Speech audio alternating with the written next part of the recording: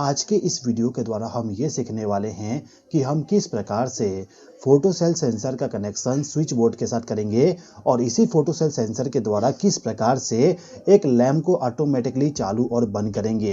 दोस्तों, ये जो लैंप है, इस लैंप को चालू बंद करने के लिए हम फोटो सेल का इस्तेमाल कर रहे हैं और जो फोटो सेल है, इस फोटो सेल को पावर सप्लाई स्विच बोर्ड के द्वारा जाएगा।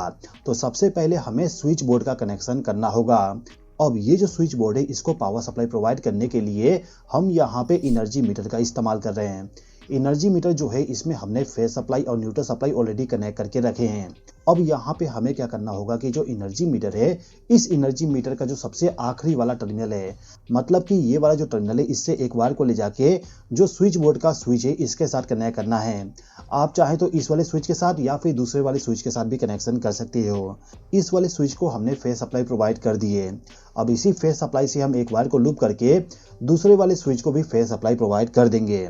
अब इन दोनों स्विच में से ये वाला जो स्विच है, इसका इस्तेमाल किया जाएगा ये जो सॉकेट है, इसको चालू बंद करने के लिए। तो आपको क्या करना पड़ेगा कि जो स्विच है, इस स्विच के ऊपर वाले टर्मिनल से एक वायर को कनेक्ट करके लेके जाना है और स्विच बोर्ड का जो सॉकेट है, इसके साथ इसका कनेक्शन करना है। अब ये जो सॉकेट है, इस सॉकेट को हमें न्यूट्रल पावर सप्लाई भी प्रोवाइड करना होगा। तो इसके लिए हम क्या करेंगे, जो एनर्जी मीटर है, इस एनर्जी मीटर का जो तीसरा नंबर का टर्मिनल है, यहाँ से एक वायर को कनेक्ट करके ले जाएंगे और इसको ले जाके ये जो न्यूट्रल वाली पॉइंट है, इसके साथ कनेक्ट कर देंगे। अब यहाँ पे जो ये वाला स्विच है, इसका इस्तेमाल किया जाएगा फोटो सेल का कनेक्शन करने के लिए। तो इसके लिए हम क्या करेंगे, जो हमारा स्विच है, इस स्विच के आउटपुट टर्मिनल से एक वायर को कनेक्ट करके ले जाएंगे और जो फोटो सेल है, उस फोटो सेल को हम फेज सप्लाई प्रोवाइड कर देंगे। दोस्तों, अभी के टाइम पे आपके माइंड में एक डाउट आएगा कि मैं आखिर क्यों यहाँ पे ब्लैक वायर का इस्तेमाल किया हूँ। देखिए दोस्तों, जो फोटो सेल होती है, उस फोटो सेल का जो वायर होता है, उसका एक कलर कोडिंग होती है। फोटो सेल का कनेक्शन करने के लिए जो ब्लैक वायर आती है, उसको आपको हमेशा फेज सप्लाई के साथ कनेक्ट करना होता है। इसीलिए मैंने इस वायर को यहाँ पे कनेक्ट कर दिया। इसके बाद आपको फोटो सेल में एक व्हाइट वायर मिल जाएगा।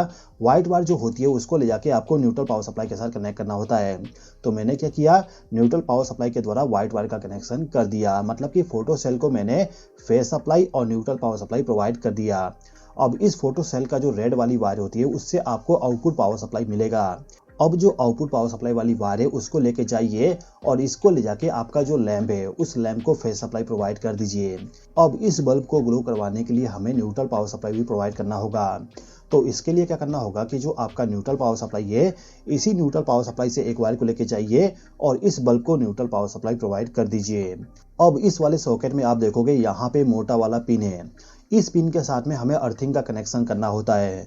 तो जो भी हमारे घर का अर्थिंग होगा, उसको लाके हम इस वाले पिन के साथ में डायरेक्टली उसका कनेक्शन कर देंगे। इस प्रकार से हमें कनेक्शन करना होगा। तो यदि आप इस प्रकार से पूरा कनेक्शन कर देते हो, तो इस कंडीशन में क्या होगा, ये वाला जो स्विच है, इसको ऑन करने से सॉकेट में पावर सप्लाई चला जाएगा। और यदि आप इस वाले स्विच को ऑन कर दोगे, तो आपका जो फोटो सेल है, इसमें पावर सप्लाई चला जाएगा। अब जैसे ही रात होगा, तो ये जो फोटो सेल है, ये फोटो सेल ऑटोमेटिकली इस वाले बल्ब को ऑन कर देगा और सुबह होते ही इस वाले बल्ब को ऑटोमेटिकली ऑफ कर देगा। तो दोस्तों, मैं उम्मीद करता हूं कि आपको ये वीडियो पसंद आया होगा। वीडियो पसंद आए तो लाइक कर दीजिएगा। चैनल को अभी तक सब्सक्राइब नहीं किया तो सब्सक्राइब भी कर लीजिएगा। इस वीडियो को देखने के लिए धन्यवाद।